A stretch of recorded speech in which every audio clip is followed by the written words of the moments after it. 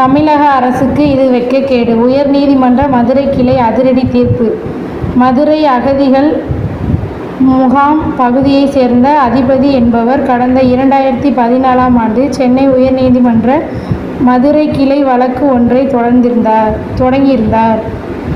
அவரின் அந்த மனுவில் 6ஆம் வகுப்பு படித்து வந்த தனது மகள் சரண்யா கடந்த 2014ஆம் ஆண்டு மே மாதம் வீட்டில் சுவர் இடிந்து விழுந்ததால் உயிரிழந்தார்.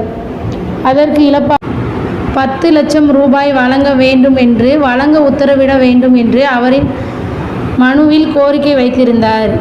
இந்த வழக்கை விசாரணை செய்த உயர்நீதிமன்ற மதுரை கிளை தனி நீதிபதி, சிறுமியின் உயிரிழப்புக்கு காரணமாக அந்த சுவரை கட்டி கொடுத்தது தமிழக அரசுதான். எனவே அரசுதான் இதற்கு முழு பொறுப்பை ஏற்றுக்கொள்ள வேண்டும்.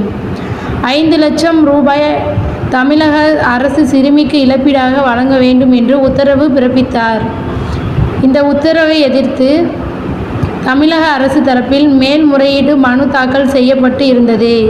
இந்த மேல்முறையீட்டு வழக்கை இன்று விசாரணை செய்த நீதிபதிகள், கள்ளக்குறிச்சியில் சட்டவிரோதமாக கள்ளச்சாராயம் குடித்து இழந்தவர்களுக்கு 10 லட்சம் ரூபாய் இழப்பீடாக தமிழக அரசு கொடுத்துள்ளது.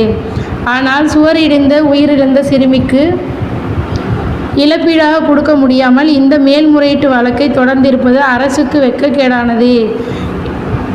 எப்படி இந்த வழக்கில் நீங்கள் மேல்முறையீடு தாக்கல் செய்தீர்கள் என்று கேள்வி எழுப்பினார்.